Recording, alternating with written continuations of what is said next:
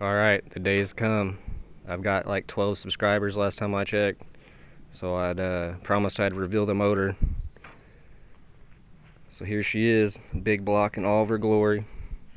She's a 92 454. We'll start at the top. Right there you got a Holley 800 carburetor. Underneath that you got a Eldbrock high rise. Over to the sides you got the peanut port heads, great for torque. Not much on the high end though. One wire alternator. Underneath the timing cover right there, I got a Cloyes double roller timing chain. I got a Voodoo camshaft by Lenati. I got a cam button to prevent cam walk. It keeps the cam at the back of the motor.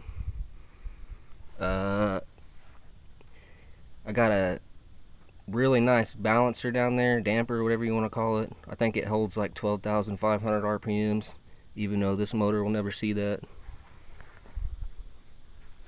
I got long tube truck headers tucked on there.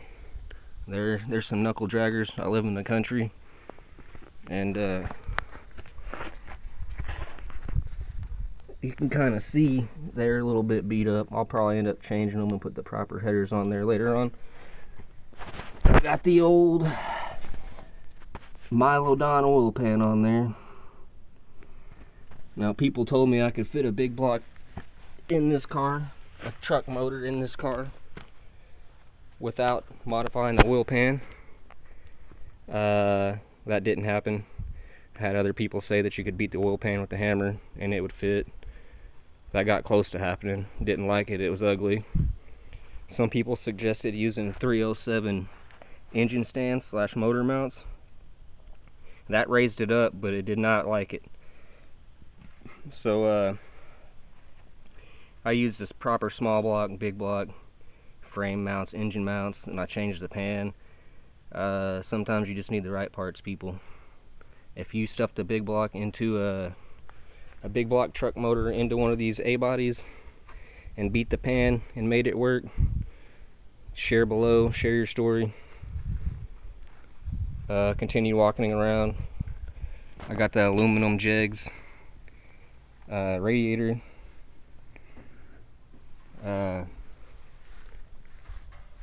Over here I had the jegs proportion valve brake adjuster, and it had temporary lines ran to it, which they're strong enough and they're proper. They're nickel copper alloy. They was just bent temporarily, that's why they're cobbled on there. I got a Muncie 4-speed transmission. I believe I have a center force 2 clutch. I'll have to double check. Now you can see over behind, turn the fill light on, do it without dropping my phone. You can see behind the bell crank, I had to build a bracket. Try to get back there. I don't think I'm gonna be able to. You can kind of see it. I'll send some pictures of it, post some pictures of it. But I had to build a bracket for the ball stud on the other end of the bell crank / Z-bar because there wasn't a hole for the ball.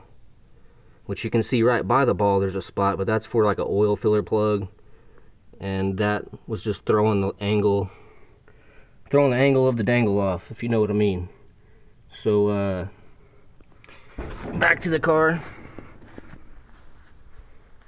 Again, 92 454 big block, Voodoo cam, HEI distributor. Only problem with the milodon oil pan,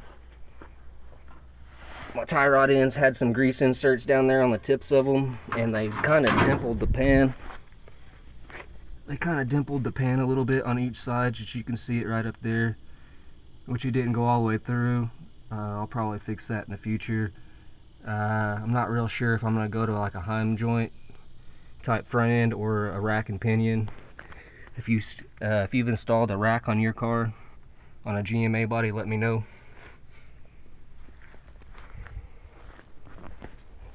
Back to the inside.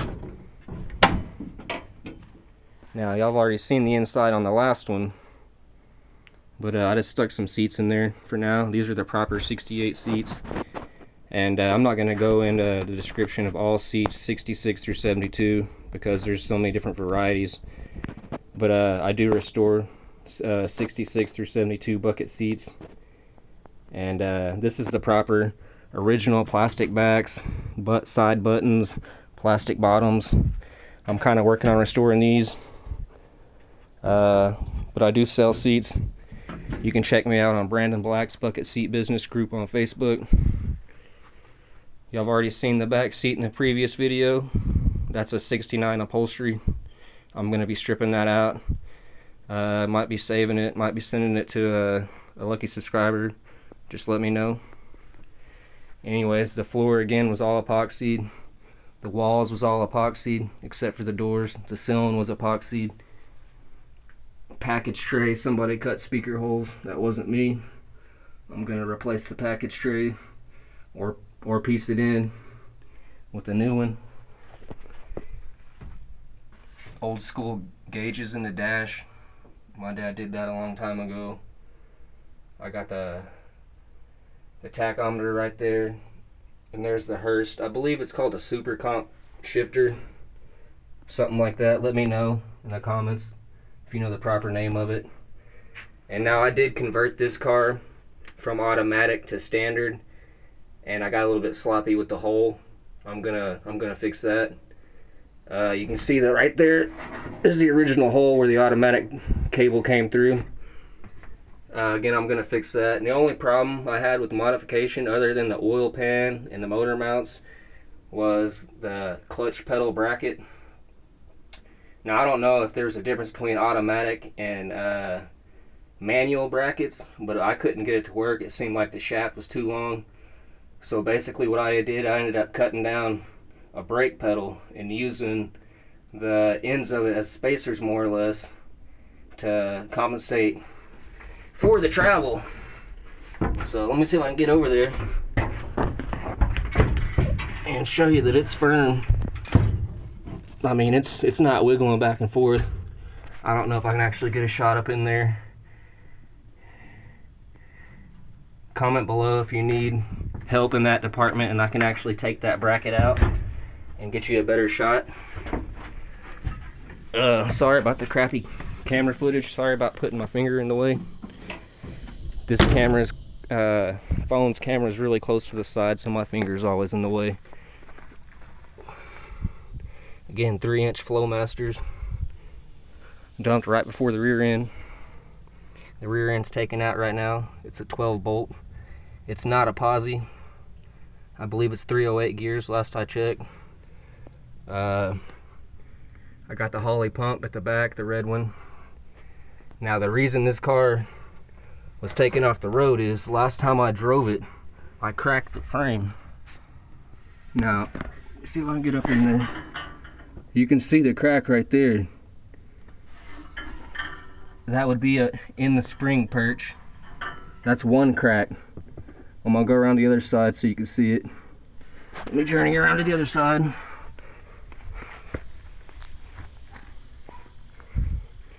Journeying on around to the other side. Now you can see that's the spring perch, I guess you'd call it, from the other side. You can see the crack right there. It'll focus. You can see the crack. And it also cracked it at the upper control arm hole. There's a crack right there. My camera will focus. My camera won't focus, but it's there. It's a hairline crack. So not only did it crack the upper control arm mount, it cracked the frame. Now, reasoning for this, what I've read, I don't have any, for one thing, I don't have any frame bracing for like a big block. This car was naturally a Pontiac motor.